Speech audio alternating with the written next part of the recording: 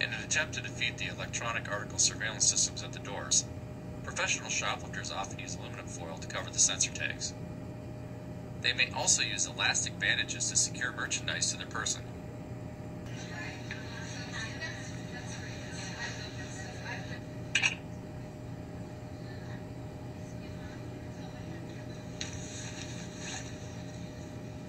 In this clip, a customer goes into the fitting room and notices a pair of pants that a previous customer left behind. She takes full advantage of this and conceals the pants inside of her bag.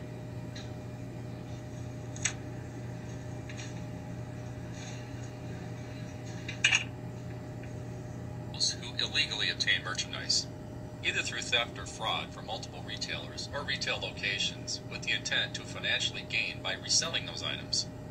According to the National Retail Federation, organized retail crime costs the retail industry approximately $30 billion each year. Although we can distinguish to some extent what category a shoplifter may fall into, they all have several things in common. The majority of shoplifters will refuse customer service, be aware of their surroundings by looking around, stay within the departments and not the aisles, leave an area after being acknowledged, or look for an area that offers the most amount of privacy. Shoplifters generally display different behaviors than average customers. Identifying these differences will assist you in the detection of theft or fraud. It is important to remember that there is no particular age, gender, or race that is the most likely to steal. Detection of shoplifting should be based on behaviors only. HBC prohibits the profiling of any person based on age, race, or gender. In this video clip, you'll see two men shopping in the department. See if you notice any suspicious activity displayed by either one of these individuals.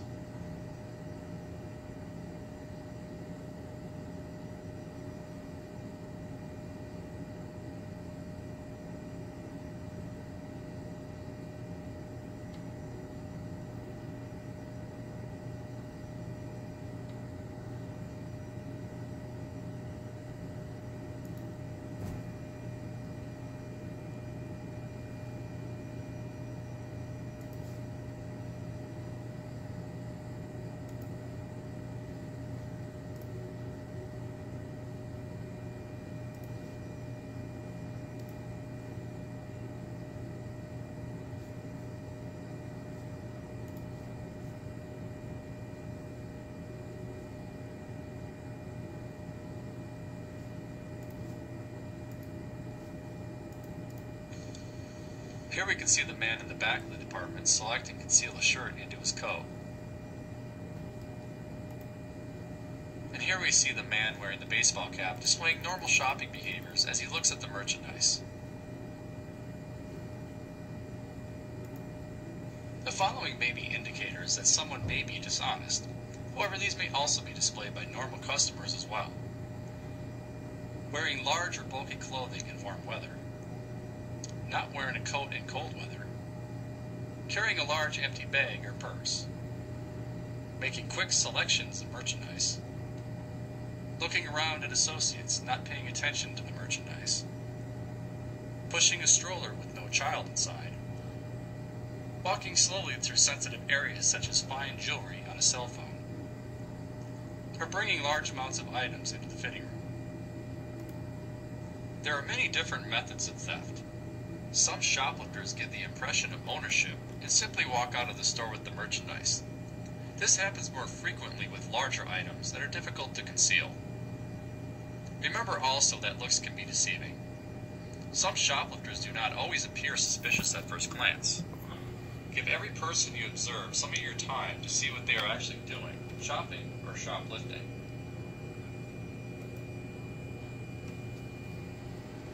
Sometimes shoplifters come into the store without carrying any bags at all. It's always a good idea to give everybody your attention while observing the selling floor.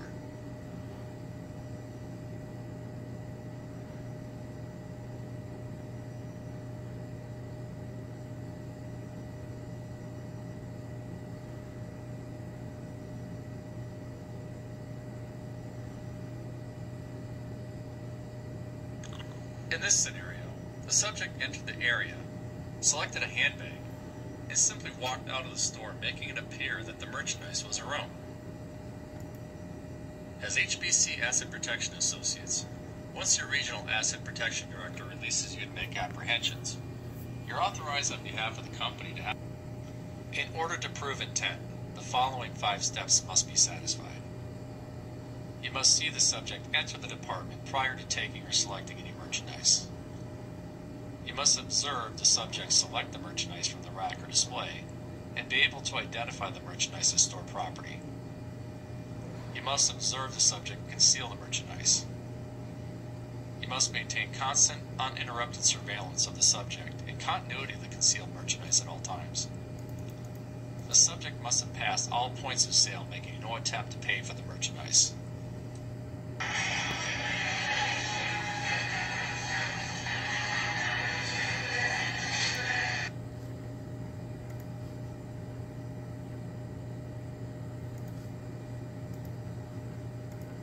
Now let's see what actually happened.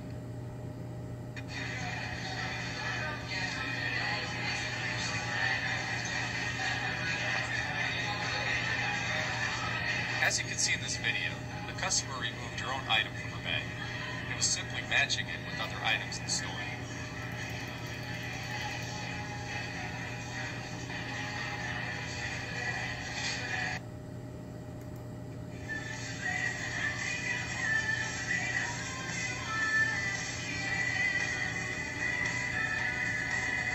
In this video, this customer walked into the area, selected and concealed a stack of white shirts.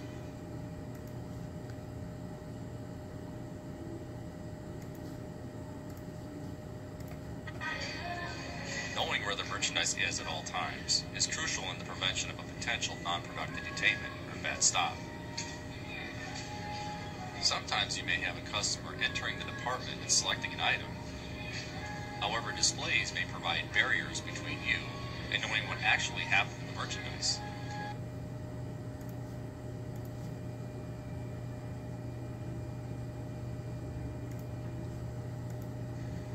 In some cases, you may have the subject entering and selecting. However, there is no concealment, as in the case of what is referred to as a grab and run or a door hit. In this case, although you do not have shoplifters involved in grab and run thefts typically target high-value merchandise situated near the doors.